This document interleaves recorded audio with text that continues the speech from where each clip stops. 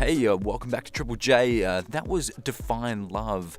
And if you haven't heard the latest news, Mark Fennell, that movie guy, is moving on. And we are running a competition to find his replacement. If that sounds like you, get your submissions in now.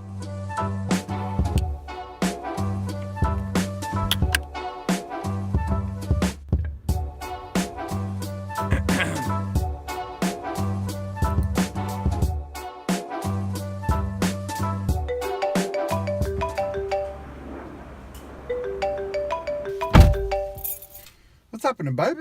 I didn't get the Mark Fennell replacement gig. Oh, I'm sorry, man. Hey, why don't we start our own YouTube blog or something? What, you mean like YouTube and stuff? Yeah. Let's do it!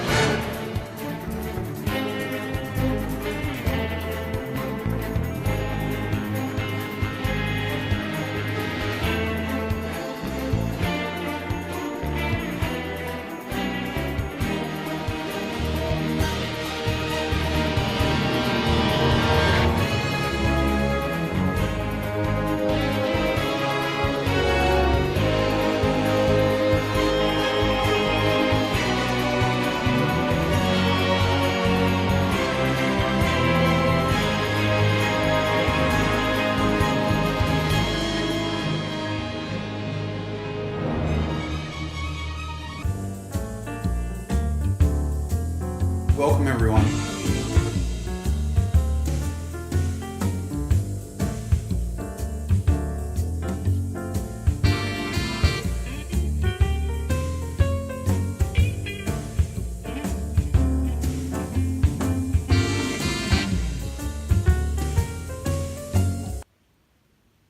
For the next season, I think we'll have to update the intro. I love it. Let's do it.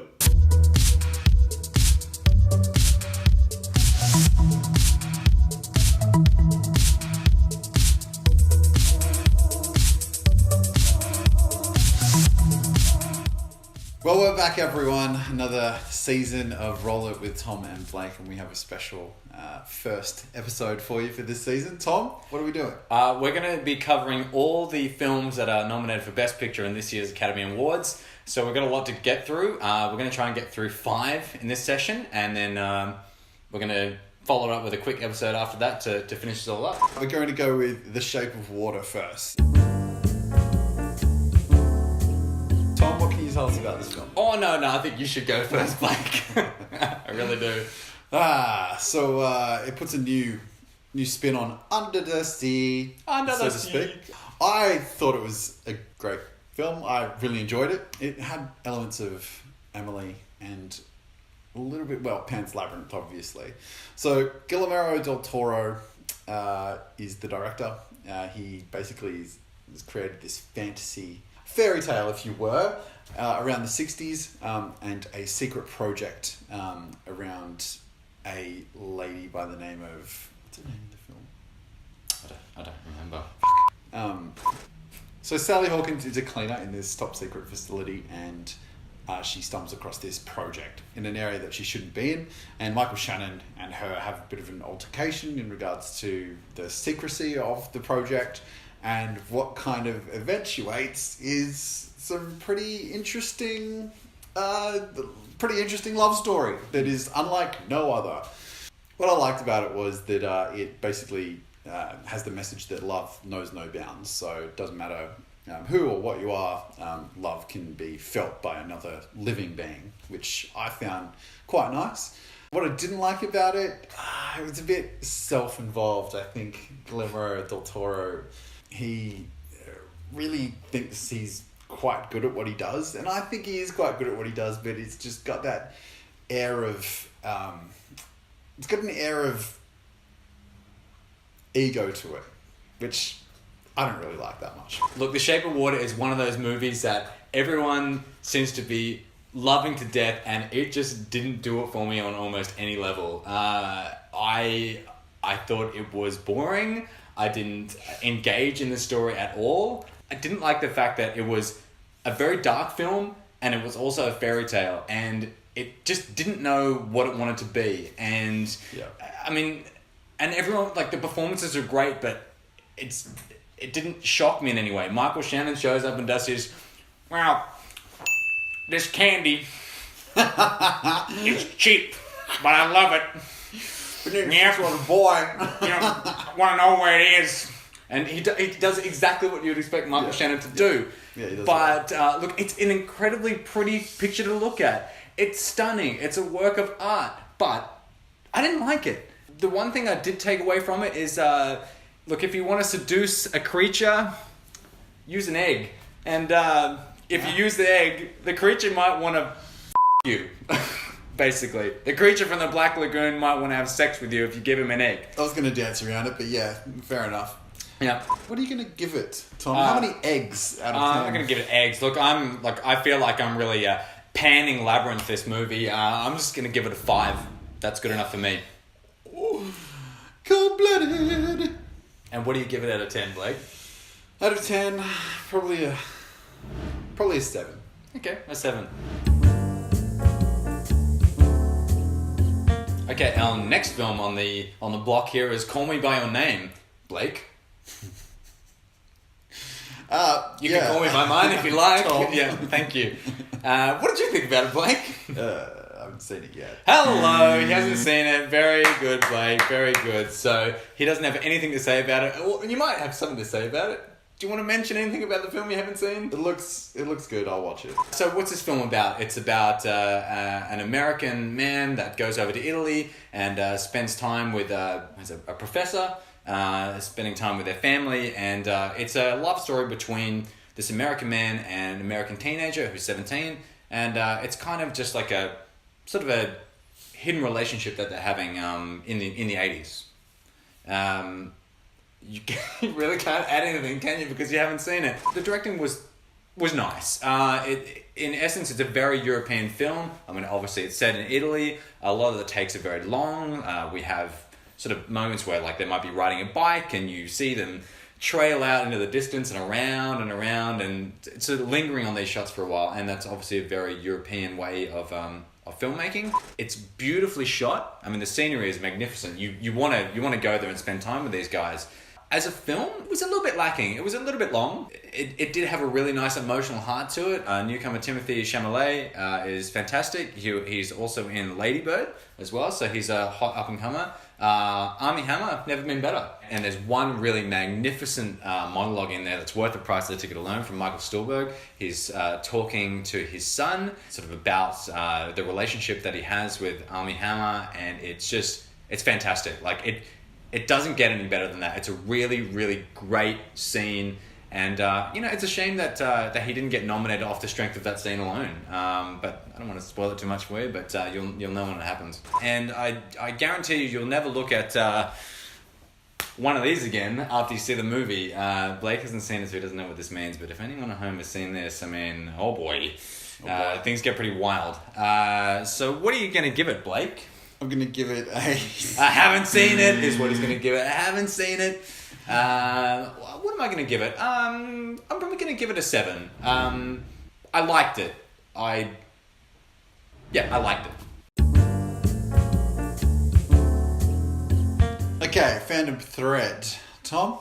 Okay, so this is a new film by Paul Thomas Anderson. You might remember him from Boogie Nights and Magnolia, and more recently Inherent Vice. You might not remember that because a lot of people didn't see it because it was really out there. Real stoner movie with Joaquin Phoenix. There'll be blood though. Yeah, it's still primo. So it's the repairing of Daniel Day-Lewis and Paul Thomas Anderson. The follow up to There Will Be Blood, and I guess there's a lot of pressure on this to deliver the goods. Blake, what'd you think? 2 hours and 10 minutes. Look, it is a poignant love story. It isn't going to blow the socks off anyone. Basically, it is a slow-moving, very intricate piece of cinema in every sense of the word. I think that the acting that Daniel Day-Lewis has done, and Tom was telling me that he's never used his own accent in 30 years. That's right. And this is the movie that does it in. We hear that it's his last film as an actor. He might go into producing or maybe directing. I don't know. Like, I heard rumors he wants to start making dresses himself. I think he's... that's what I heard. He learned how to do it for the movie, and he's like, maybe I can get into fashion now. I liked the film. I think it's set in the 50s. My grandmother was a dressmaker in World War II during that time. She had a factory in London, so I felt really kind of connected to that kind of whole era and thought about her. May she rest in peace. But yeah, I think it is a film it's more of a senior film. It's a very mature movie. I found myself getting a little sleepy throughout. But the shots on the dresses, I think that the directing decisions have been quite intricate in I guess extenuating the feelings between the two that the love story is on quite well. So I did enjoy it, but not for everyone. It's interesting. Because we didn't actually see this one together. I saw this one with my wife, and when it was over, like, she had a bit of a nap during the movie. That's okay. But she said, look, she couldn't fault the film. She was saying that everything was so immaculately done. Everything was perfectly shot. Everything was it was so well made. But she didn't really like it. Yeah. So, and I feel like it's kind of that sort of... Yeah. That's coming out of a lot of people. I think it's actually the most straightforward film that Paul Thomas Anderson has ever done. It was a relationship between a dressmaker and his muse. They have a very bizarre relationship, as it turns out to be, but it was gorgeously shot. Daniel Day-Lewis is fantastic. I will miss him if he doesn't come back. But not Paul Thomas Anderson's strongest film, but still, look, you got to admire him for giving something else a go. Yeah, totally. And a couple of people, namely someone, one of my good mates, said that it's quite boring. So just alert with caution. Yeah. What are you going to give it, Tom? He was hanging on by a phantom thread the whole time. The whole time. Hey! Hey! What do I give it? I'm going to give it a 7. Okay, I'm going to give it a 7.5. Okay. Did you hear that? I did. Goddamn sirens again. Well, it sounds like we've just seen Dunkirk. But we already told you what we thought of Dunkirk, so we may as well just go for a Roll It With Tom and Blake flashback. If you genuinely don't go to the cinema very often, if you're sort of like waiting for something that's really going to get you out of the house and go to the cinema and take your grandma, this is the kind of movie that does it. It's just like such a powerful force of a film. Might want to bring the defibrillator if you bring the grandma. It'll join the ranks of Thin Red Line. That's a masterpiece in itself. It will be an outside a war movie. It's not like everything else, and that's why it's so good. We haven't given this a score yet. What are we giving this, Blake? Because I'm a history buff, because I really enjoy war films and I'm encapsulated by them and fascinated by war and World War II, I'm going to give this a 9.5. This is a bona fide masterpiece, and I love this movie. I'm giving it a 9.5 as well. Huh? Boom. Ugh, yeah. That's awkward. All right, our next flick, we go back to school with the Social Network for Lady Bird. We're trying to pronounce how you say her name before, and Saoirse Ronan. So Lady Bird. Yeah, Lady Bird. It's starring Saoirse Ronan. I really liked her in Brooklyn. I thought she was awesome. And I think Did you mention Hannah? Yeah, and Hannah. With Eric Bana. No. Is this Eric Bana? Yes, it is. What? Really enjoyed her in Brooklyn, and I was keen to see her in a kind of a different, more modern kind of role. She smashed it. I thought it's a really poignant film, really funny growing up. I've got a sister who's 18 months younger than me, and Tom's got older sisters, and I think that it's just kind of had those memories rushing back with all those kind of, those fights and, talking about Blink-182 and being banned from going to the concert and all that stuff. And where are you? That kind of thing. Yeah. It all just came rushing back. So I think it's really, it's well directed. I really appreciated the directing. Yeah. It was no bullshit. It was just like boom, boom, boom, boom, boom. Like there was a scene when she was at the doctor or something, and it was like literally 3 seconds. Yeah. And then it was like, oh, she went to the doctor. I really appreciate that quick, no BS. This is happening, get it all in, and it's quite a short film because of that. Then you compare it to something like Phantom Thread, where everything's as long as it can be and drawn out. So I really do appreciate it. I think Greta's done a really good job. Sure. I think that actually the mother-daughter relationship with Shisha and Laurie Metcalf, who you might remember from television's Roseanne, I think is fantastic. I think it's one of the greatest mother-daughter relationships I've seen in a very long time in film. It just felt very real. Like you said before, like there's no bullshit. It's kind of just straight to it. It cuts to the bone, and it just feels so realistic. It does. It just feels really authentic. Yeah. Look, there was only one sort of really quirky moment in the film where the mother-daughter, go and check out open houses for houses they can't purchase. Is something that's probably the quirkiest thing you get out of a film named Lady Bird.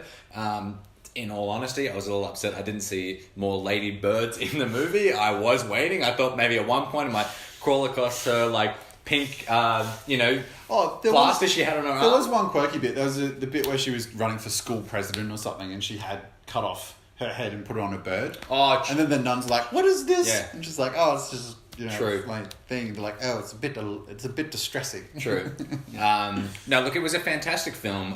It's so enjoyable. It's hard not to get sort of swept up in that. And I think everyone just puts in the best they can in this, and it's good to see that little film just going out there and getting it done. And props to Greta Gerwig, who's now the 5th woman in history to be nominated for a director's nod for the Academy Awards. Look, this film, I thought it was great. I'm going to give it 8.5. Yeah, I'm going to give it an 8.